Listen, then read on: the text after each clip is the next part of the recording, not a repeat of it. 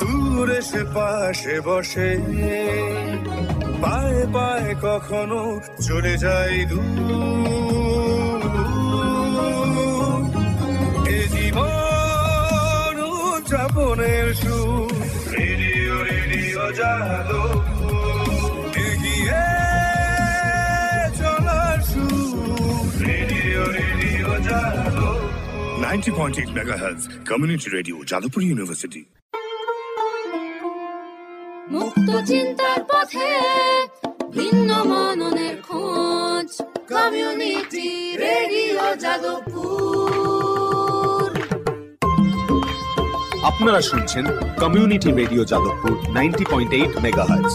এই বেতার সম্প্রচারটি যাদবপুর বিশ্ববিদ্যালয়ের technical education quality improvement programme TEQIP-র অংশ।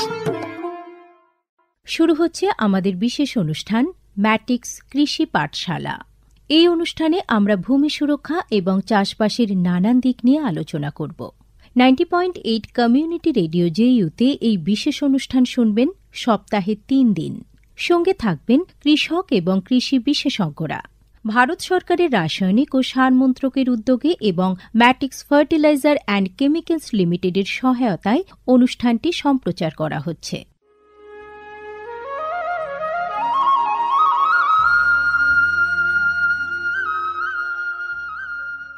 অর্থনৈতিক বিষয় সংক্রান্ত ক্যাবিনেট কমিটি তাদের 28 জুন 2023 সভায় পিএম প্রণাম নামক একটি প্রকল্প অনুমোদন করেছে। এই প্রকল্পের উদ্দেশ্য হল ধরিত্রী ও মৃত্তিকার পুনরুদ্ধার, পুষ্টি, উন্নতি সাধন এবং তা নিয়ে সচেতনতা বৃদ্ধি। গ্রামীণ স্তর থেকে শুরু করে আমাদের সকলের প্রচেষ্টা মাতৃভূমির যত্ন ও স্বাস্থ্য রক্ষার জন্য এই অনন্য পদক্ষেপকে ফলপ্রসূ করে তুলতে পারে। এই প্রকল্পের মূল লক্ষ্য হল কৃষিতে রাসায়নিক সার এবং কীটনাশকের অত্যধিক ব্যবহার দূর করা। বাড়তি ফলনের জন্য সার ও কীটনাশকের অতিরিক্ত ব্যবহার মাটিকে অসুস্থ করে তুলছে, কমিয়ে দিচ্ছে তার উৎপাদন ক্ষমতা। মাটির পুষ্টি আর সুরক্ষার জন্য প্রাকৃতিক অথবা জৈব সারের ভূমি পরীক্ষা ভিত্তিক সুষম ব্যবহার করা প্রয়োজন। পাশাপাশি দরকার জৈব ও প্রাকৃতিক চাষ পদ্ধতি এবং সম্পদ সংরক্ষণ প্রযুক্তি, যেমন সমন্বিত কৃষি ব্যবস্থা, ক্ষুদ্র সেচ, মালচিং, মাটির ক্ষতিকারক খনন না করা, ঘুরে ফিরে বিভিন্ন ফসলের চাষ ইত্যাদি। চাষবাসের এই টেকসই পদ্ধতিগুলো মাটির উর্বরতা বাড়াবে, পরিবেশ দূষণ কমাবে এবং দীর্ঘমেয়াদী উৎপাদনশীলতাকে শক্তিশালী করবে। সারের সুষম ব্যবহার শুধু মাটিই নয়, সার্বিকভাবে পরিবেশের স্বাস্থ্য রক্ষা করে। সুষম সার ব্যবহারের অর্থ হল উদ্ভিদকে তার প্রয়োজনীয় পুষ্টি উপাদানগুলি সঠিক পরিমাণে এবং অনুপাতে, সঠিক সময়ে এবং উপযুক্ত পদ্ধতিতে দেওয়া। সংশ্লিষ্ট রাজ্য বিশ্ববিদ্যালয়গুলি ইতিমধ্যেই তাদের এলাকায় উৎপাদিত ফসলের প্রয়োজন অনুসারে এর ডোজগুলি নির্ধারণ করেছে। সঠিক মাত্রায় সার ব্যবহার করলে ফলন যেমন বাড়বে, তেমনি বাড়বে ফসলের গুণমান। ভালোভাবে পোষিত মাটিতে ফলানো ফল, শাকসবজি ও শস্য প্রয়োজনীয় পুষ্টিতে ভরপুর আর সুস্বাদু হয়। ফলনের বৃদ্ধি আর উন্নত গুণমান আমাদের কৃষকদের জন্য নিয়ে আসবে বেশি মুনাফাও। শুধু বেশি ফসল নয়, উন্নততর ফসল আমাদের লক্ষ্য। এই কৌশলে লাভবান হবে প্রত্যেকে, আমাদের কৃষকরা, আমাদের পরিবেশ এবং সর্বোপরি আমরা সকলে। বিচার বিবেচনার সঙ্গে পরিপোষক ব্যবহার করলে কেবল ফলনই বাড়ে না, প্রজন্মের পর প্রজন্ম জমি থাকে উর্বর। সুতরাং আসুন, একটি উজ্জ্বল এবং স্থায়ী কৃষি ভবিষ্যতের জন্য আমরা সুষম সার ব্যবহারের প্রচার ও অনুশীলন চালিয়ে যাই।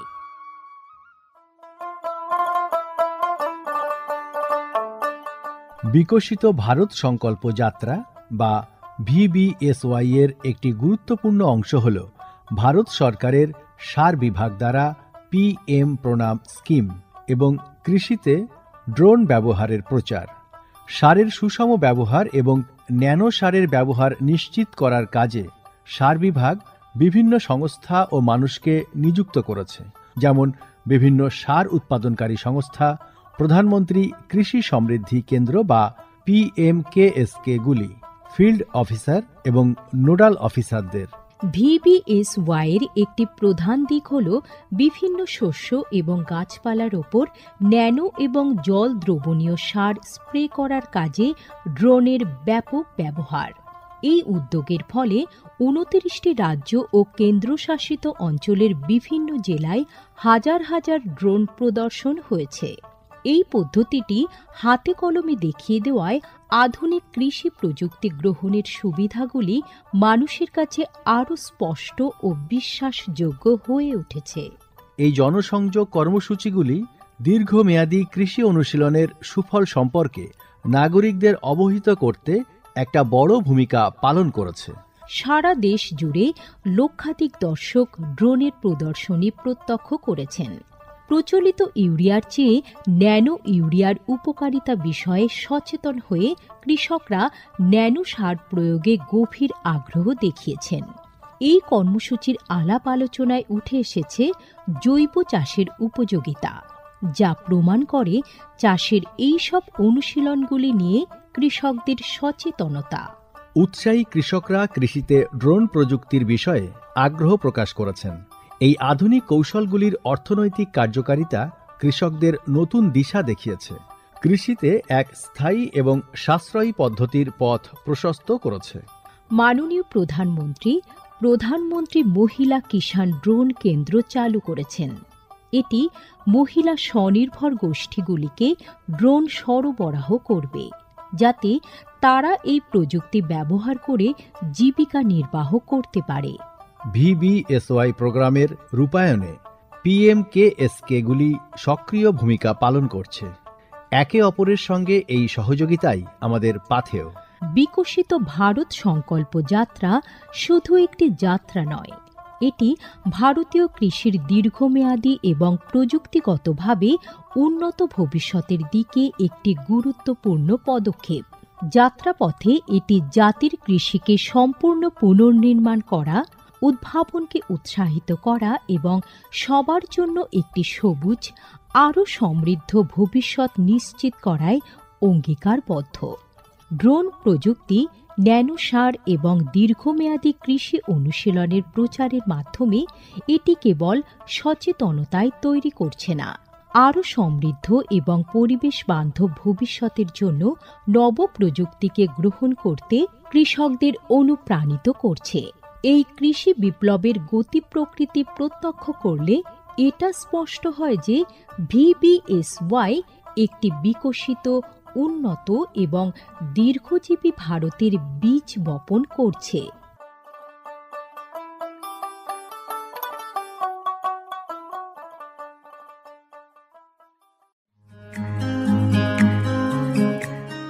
ভারতের যে সার কোম্পানিগুলি সবচেয়ে দ্রুত গতিতে বৃদ্ধি পাচ্ছে, ম্যাটিক্স ফার্টিলাইজার্স অ্যান্ড কেমিক্যালস লিমিটেড তার মধ্যে অন্যতম। পশ্চিমবঙ্গের পানাগড়ে অবস্থিত তাদের কারখানায় বছরে 12.5 লক্ষ টনের ওপর ইউরিয়া সার উৎপাদন হয়। ভারত সরকারের গ্রিনফিল্ড প্রজেক্ট হিসেবে স্বীকৃত এই কারখানায় তৈরি হয় ডক্টর ফসল। ইতিমধ্যেই যা পূর্ব ভারতের সর্বাধিক বিক্রিত ইউরিয়া সার হয়ে উঠেছে। কৃষি উন্নয়ন ও ভূমি সুরক্ষা, ক্ষুধা, অপুষ্টি ও দারিদ্র্য দূরীকরণ, গ্রামীণ এলাকা ও বস্তি উন্নয়ন, লিঙ্গ সাম্য, পরিবেশ, স্বাস্থ্য, শিক্ষা ইত্যাদি নানান বিষয়ের উপর জোর দেয় ম্যাটিক্সের CSR প্রকল্পগুলি। ম্যাটিক্স এক সবুজ ভবিষ্যতের অঙ্গীকার। ম্যাটিক্স কৃষি পাঠশালায় আজকে আমাদের আলোচনার বিষয় চুই ঝাল বা চুই। আর এ বিষয়ে আলোচনা করার জন্য স্টুডিওতে উপস্থিত আছেন ডক্টর সমরেন্দ্রনাথ খাঁড়া, উপ উদ্যান পালন অধিকর্তা, পশ্চিমবঙ্গ সরকার। নমস্কার। নমস্কার। এই যে আজকে আমাদের আলোচনার বিষয় চুই ঝাল, তো প্রথমে যদি বলেন যে চুই ঝালটা কি? আচ্ছা, চুই ঝাল হলো একটি লতা জাতীয় অপ্রচলিত মশলা এবং ভেষজ উদ্ভিদ। এই লতা থেকে আমরা মশলা হিসাবে ব্যবহার করতে পারি, যেটা লঙ্কা বা গোলমরিচের পরিবর্ত হিসাবে কাজ করে এবং অত্যন্ত গুরুত্বপূর্ণ একটা মশলা। এই চুই ঝালের ভিতরে বিভিন্ন রকম খনিজ দ্রব্য বা বিভিন্ন রকম ভিটামিন আছে, বিভিন্ন রকম অ্যালকালয়েড রয়েছে, এবং তার মধ্যে রয়েছে 0.7% সুগন্ধি তেল, যেটা এসেন্সিয়াল অয়েল বলি। এছাড়া অ্যালকালয়েড এবং পিপারালরিটিন সেটা হচ্ছে 5% মতো আছে। তাছাড়া isoflavone, পপিরিন, পোলারটিন, glycosides, mucilage, glucose, fructose, এগুলো তো আছেই। এর কাণ্ড, পাতা এবং ফুল ও ফলে অত্যন্ত গুরুত্বপূর্ণ ভেষজ সমস্ত সম্পদ আছে। শিকড়ে থাকে প্রায় 13.15% পিপারিন, যেটা হচ্ছে অত্যন্ত মানব দেহের মানে বিভিন্ন রকম উপকারের কাজে লাগে। হ্যাঁ, আপনি এর খাদ্য উপাদানের কথা বললেন, তাহলে এটা মানব শরীরে মানে আমাদের শরীরে এটা কি কি ভাবে উপকার করে সেটা যদি একটু বলেন। নিশ্চয়ই। এটা হচ্ছে যেমন হচ্ছে আমাদের এখন হৃদরোগ ম্যাক্সিমাম লোকের বেড়ে গেছে, তো হৃদরোগ প্রতিরোধ করতে এটা হচ্ছে অত্যন্ত উপকারী। তার কারণ হচ্ছে দেহে কোলেস্টেরলের মাত্রা এই চুই ঝাল অত্যন্ত কমিয়ে দেওয়ার ফলে কি হয়, হৃদরোগ প্রতিরোধ করতে সাহায্য করে। এছাড়া রুচি বাড়াতে, যদি এই দিয়ে তরকারি করে খাওয়া হয় বা বিভিন্ন রকম রান্নায় দেওয়া হয়, তাহলে রুচি বাড়াতে সাহায্য করে, ক্যান্সার প্রতিরোধে সাহায্য করে। তার কারণ হচ্ছে এইতে আইসোফ্লাভোন এবং অ্যালকালয়েড নামক ফাইটোকেমিক্যালস প্রচুর পরিমাণে থাকে এবং অ্যান্টিঅক্সিডেন্ট হিসাবে কাজ করে এবং ক্যান্সার প্রতিরোধে অত্যন্ত গুরুত্বপূর্ণ ভূমিকা পালন করে। এছাড়াও মানে এই যে প্রসবের পর যে ব্যথা যন্ত্রণা থাকে মহিলাদের, এই চুই ঝাল রান্না করা খাবার যদি খাওয়া যায় তাহলে হচ্ছে ম্যাজিকের মতো এই ব্যথাকে দূর করে দেয়, সেই জন্য এটা ব্যবহার করা হয়। পাকস্থলীর বিভিন্ন রকম সমস্যা, আলসার বা এগুলোকে রোধ করে। এছাড়া চুই ঝাল যদি রান্না করা খাবার খাওয়া যায় তাহলে শরীরে একটা প্রতিরোধ ক্ষমতা, রোগ প্রতিরোধ ক্ষমতা গড়ে ওঠে, বিভিন্ন ব্যাকটেরিয়াকে দমন করে। এছাড়া মানসিক প্রশান্তি নিয়ে আসে। এই যে এখনকার টেনশন বেড়ে গেছে, অ্যালজাইমার্স বয়স্ক মানুষদের, সেটাও দূর করে দেয়। তাছাড়া সর্দি কাশি সারাতে সাহায্য করে, সর্বোপরি ঘুমের ওষুধ হিসেবেও কাজ করে। এত উপকারী মানে ভেষজ গুণ সম্পন্ন একটা অপ্রচলিত মশলা এবং অত্যন্ত উপকারী মশলা। তো এটা তাহলে আমাদের এখানে চাষটা কেমন হচ্ছে? আচ্ছা, এই চাষটা বিশেষ করে আমাদের উত্তরবঙ্গের বিভিন্ন জেলায়, দক্ষিণ দিনাজপুর, উত্তর দিনাজপুর বা উত্তর 24 পরগনা এবং হচ্ছে মালদা বা কোচবিহার, বিশেষ করে জলপাইগুড়ি, আলিপুরদুয়ার, এগুলোতে চাষ হচ্ছে। তার কারণ হচ্ছে এই চাষযোগ্য ফসলটা বাংলাদেশে সহজে চলে যায়, বাংলাদেশে এর চাহিদা ব্যাপক। আর বিশেষ করে এটা বিভিন্ন ধরনের মাংস রান্নার ক্ষেত্রে ব্যবহৃত হয়। তাছাড়াও বিদেশে চুই ঝাল রেস্টুরেন্ট গড়ে উঠেছে, বহু মানে রেস্টুরেন্ট গড়ে উঠেছে, যেখানে হচ্ছে মানে আমাদের এই পশ্চিমবঙ্গবাসী বা হচ্ছে বাংলাদেশের বিভিন্ন মানুষ এই সমস্ত রেস্টুরেন্টকে ব্যবহার করে। এছাড়াও সব থেকে বড় কথা, উত্তর 24 পরগনা মধ্যম গ্রামে মাঝ রাত্রির থেকে এই চুই ঝালের বিরাট বাজার বসে, যেখান থেকে পাইকারি বাজার এবং খুচরো বিক্রিও হয়। আচ্ছা, এই যে বললেন যে আমাদের এখানে উত্তর 24 পরগনাতেই বাজারটা বসে বলছেন, তাহলে নিশ্চয়ই আমাদের এখানে উৎপাদনটা হচ্ছে? অবশ্যই। এই চাষ করার জন্য মাটি হচ্ছে দোআঁশ বা পলি দোআঁশ জাতীয় মাটি, একটু জল নিকাশি ব্যবস্থা ভালো থাকলেই হবে। সুতরাং আমাদের পশ্চিমবঙ্গের একদম সর্বত্র হতে পারে, একমাত্র নোনা জমি বাদ দিয়ে মানে সর্বত্র, পাহাড়ি জায়গাতেও হতে পারে এই চাষ। হতে পারে বলছেন, কিন্তু হচ্ছে।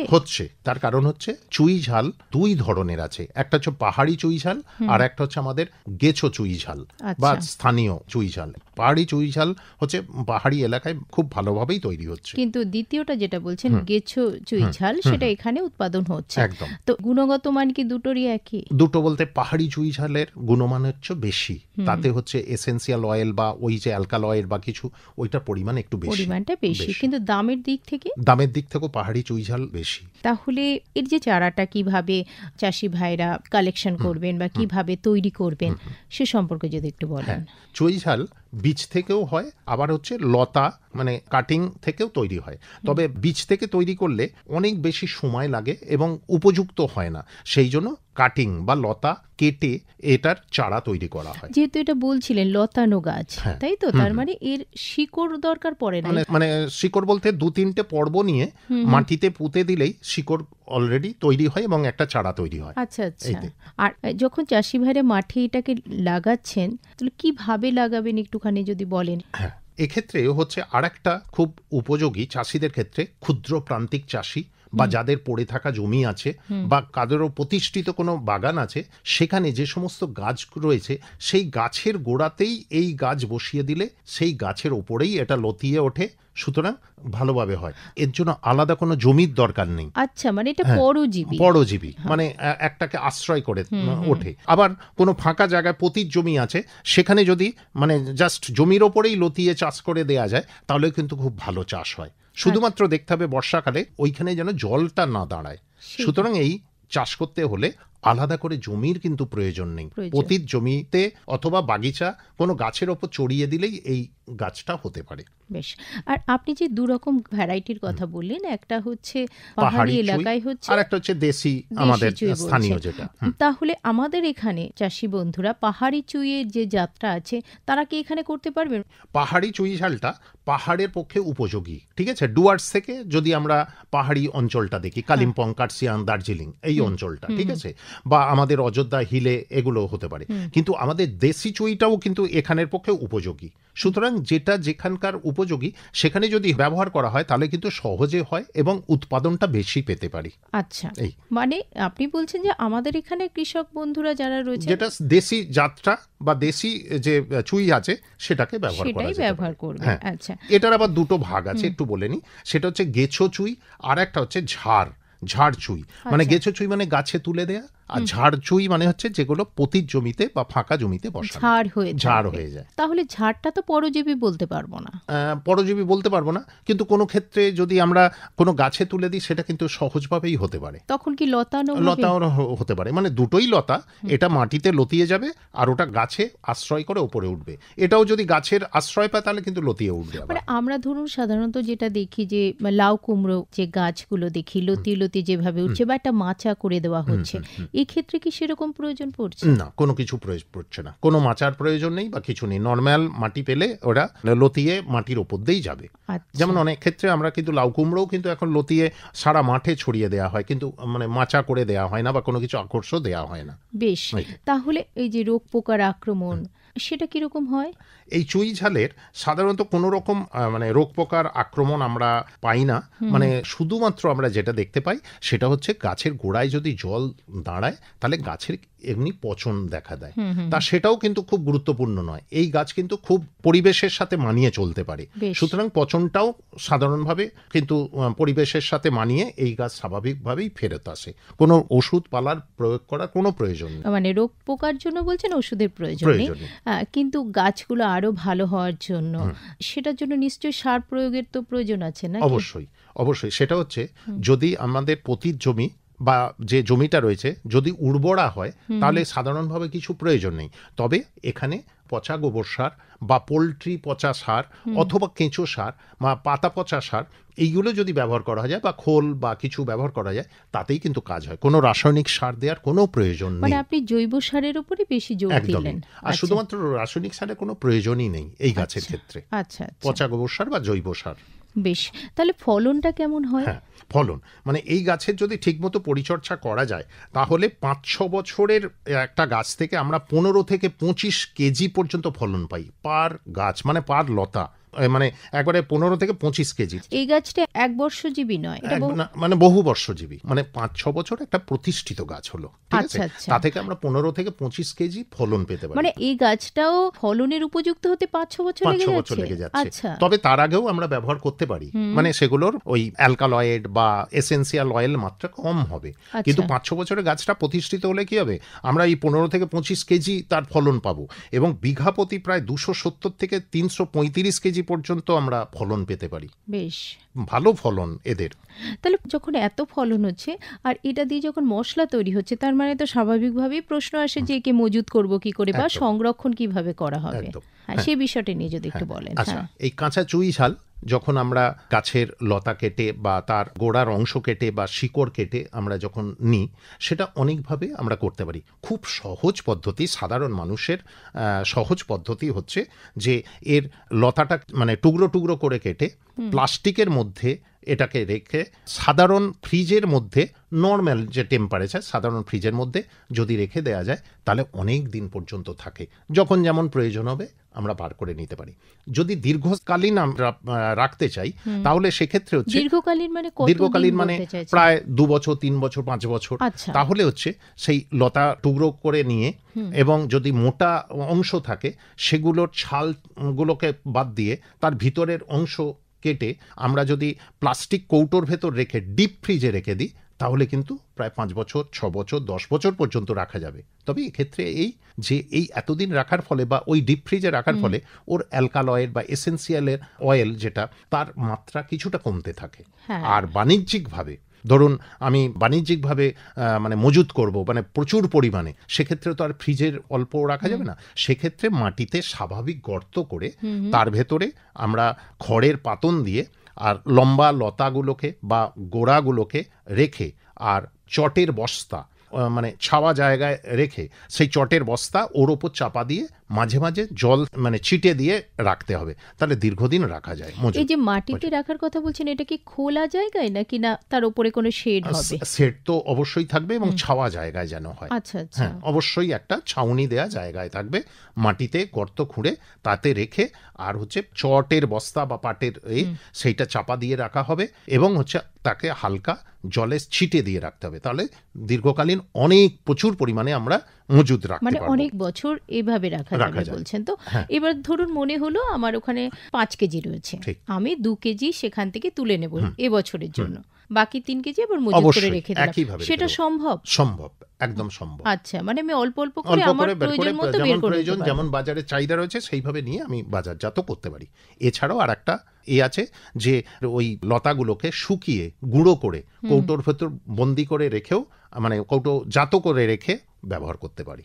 আচ্ছা, তাহলে এই যে বাজারজাতের কথা বলছিলেন, তো একটু বলুন মানে ব্যবসার দিকটা একটু বলুন, এটা কোথায় রপ্তানিটা করা যাচ্ছে কিভাবে বা কত দূর পর্যন্ত করা যায়, মানে আমাদের দেশি চুইয়ের কথা বলছি কিন্তু আমি। আচ্ছা, আমাদের আগেই বলেছি যে বিঘাপতি প্রায় 270 থেকে 335 কেজি পর্যন্ত উৎপাদন হয়। আর এই উৎপাদনের ক্ষেত্রে বিশেষ পরিচর্যার প্রয়োজন হয় না, সার প্রয়োগের তেমন খরচ নেই, তারপরে কীটনাশক ওষুধ ব্যবহারের কোনো খরচ নেই। আর এই যে চুই ঝাল নিয়ে মানে এটা হচ্ছে প্রায় 2500 থেকে 3000 টাকা পর্যন্ত কেজি বিক্রি হয়, ঠিক আছে।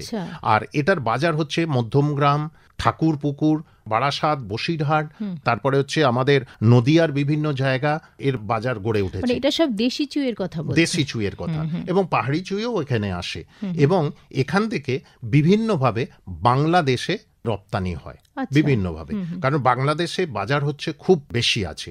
আর তাছাড়া বিদেশেও যে সমস্ত রেস্টুরেন্ট গড়ে উঠেছে সেখানেও কিন্তু বিভিন্ন মানে মজুতদার তারাও হচ্ছে এক্সপোর্ট করে মানে রপ্তানি করে বিভিন্ন দেশে। তো আপনি একজন বিশেষজ্ঞ হিসেবেই আপনাকে প্রশ্নটা করছি যে আমাদের কৃষক বন্ধুদের মধ্যে, চাষি ভাইয়ের মধ্যে এই চুই চাষ করার ক্ষেত্রে উৎসাহটা কেমন দেখছেন? আচ্ছা, চুই চাষ হচ্ছে দিন দিন কিন্তু খুব বাড়ছে, তার কারণ হচ্ছে ক্ষুদ্র প্রান্তিক চাষি তারা দেখছে তাদের পতির জমি পড়ে রয়েছে, তাদের 1, 2, 3টে আম গাছ, পেয়ারা গাছ, নারকেল গাছ, সুপারি গাছ রয়েছে, সেই গাছের গোড়ায় বসিয়ে দিচ্ছে, পরিচর্যা খুব বিশেষ করতে হচ্ছে না, কিন্তু সাধারণ যারা পাইকার বা মজুতদার তারা বাড়িতে এসে সেই গাছ কিনে নিয়ে চলে যাচ্ছে, তার ফলে কি তাকে বাজার যেতেও হচ্ছে না এবং সেইভাবে বিক্রি করছে, এবং এইভাবে কিন্তু খুব লাভজনক, মানে কোনোভাবে মানে পরিশ্রম কম, খরচ কম, এবং হচ্ছে তাই থেকে সাধারণভাবে গাছে তুলে দিয়ে বা কোনো আলাদা করে জমির প্রয়োজন হচ্ছে না।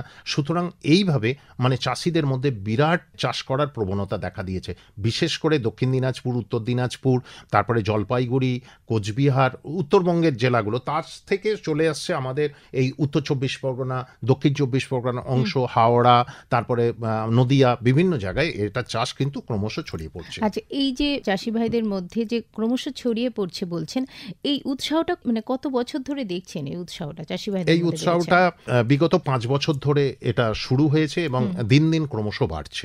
আপনি যেটা বলছেন যে বিভিন্ন জায়গায় বাজার বসছে, রপ্তানি হচ্ছে বাইরে, কিন্তু আমাদের এখানে মানুষের মধ্যে এই চইয়ের ব্যবহারটা করার প্রতি উৎসাহটা কেমন দেখছেন? উৎসাহ খুবই ভালো, কারণ মধ্যমগ্রাম যে বাজার মাঝরাতে বসে সেখানে সাধারণ মানুষ যারা এর সাথে পরিচিত হয়ে গেছে, এছাড়াও বিভিন্ন পত্রপত্রিকায় এর গুণাগুণ নিয়ে লেখা বেরিয়েছে, তার ফলে সাধারণ মানুষের মধ্যেও মানে উৎসাহ জন্মেছে এবং এগুলোকে সংগ্রহ করে খাদ্যে ব্যবহার করা শুরু হয়েছে। এছাড়া আমরা দেখেছি বারাসাত, হাবড়া, বসিরহাট, ব্যারাকপুর, সোদপুর বা নাগেরবাজার বা বিভিন্ন জায়গায় মানে রেস্টুরেন্ট তৈরি হয়েছে, সেখানেও কিন্তু এগুলো ব্যবহার হচ্ছে এবং সেই রেস্টুরেন্টে এই মশলা ব্যবহার করে রান্না করে বিভিন্ন রকম খাবার তৈরি হচ্ছে। বেশ, আমাদের যেহেতু এই কৃষি পাঠশালা, চাষি ভাইরা, কৃষক বন্ধুরা কিভাবে ফসল ফলাবেন, তারা লাভবান হবেন, সেটা আমাদের মূল উদ্দেশ্য থাকে। কিন্তু পাশাপাশি একটা খুব জানতে ইচ্ছে করছে, ধরুন সাধারণ মানুষ যারা, তারা যদি মনে করেন যে আমি আমার অল্প বাড়ির উঠোনে বা বাড়ির ছাদে যদি এই চই গাছ লাগাতে পারি এবং যেটুকু ফসল হবে আমি আমার নিজের জন্য সেটাকে ব্যবহার করতে পারি, আমার পরিবারের জন্য, সেটা কি সম্ভব? অবশ্যই সম্ভব। খুব ভালো প্রশ্ন করেছেন, একদম সম্ভব। কারণ এখন এই একান্নবর্তী পরিবার ভেঙে মানে ছোট ছোট পরিবার গড়ে উঠেছে, ছোট্ট জায়গার মধ্যে তাদের বাড়ি, যেটুকু আশপাশে জমি রয়েছে সেখানে কিছু গাছ করেন এবং ছাদ বাগান করেন। এই ছাদ বাগানে করা সম্ভব এবং বাড়ির পিছন দিকে বা অন্য দিকে যে সমস্ত গাছ হচ্ছে তাতে ছড়িয়ে দিয়ে বা ফাঁকা জায়গাতে করে দিয়ে নিজস্ব উৎপাদন করে নিয়ে নিজের ঘরে রান্নাঘর বাগান, যেটাকে বলি কিচেন গার্ডেন, তাতেও করতে পারেন। খুব একটা জরুরি বিষয় নিয়ে আজকে আলোচনা হলো, অপ্রচলিত মশলা। আপনি বললেন যে সাধারণ মানুষের মধ্যে জনপ্রিয়তা বাড়ছে, কৃষক বন্ধুদের মধ্যে উৎসাহ বাড়ছে এই চাষ করার। অনেক ধন্যবাদ আপনাকে। ধন্যবাদ, নমস্কার। নমস্কার। ম্যাটিক্স কৃষি পাঠশালায় আজকে আমাদের আলোচনার বিষয় ছিল চুই ঝাল বা চই। আর এই বিষয়ে বিশদে আলোচনা করলেন ডক্টর সমরেন্দ্রনাথ খাঁড়া, উপ উদ্যান পালন অধিকর্তা, পশ্চিমবঙ্গ সরকার।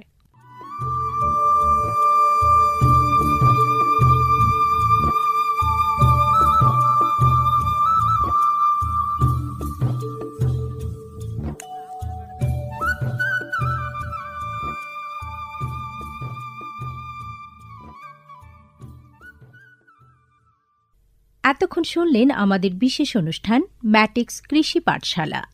ভারত সরকারের রাসায়নিক ও সার মন্ত্রকের উদ্যোগে এবং ম্যাটিক্স ফার্টিলাইজার অ্যান্ড কেমিক্যালস লিমিটেডের সহায়তায় অনুষ্ঠানটি সম্প্রচার করা হল। কেমন লাগলো এই অনুষ্ঠান আমাদের জানাতে পারেন 0332457262 নম্বরে।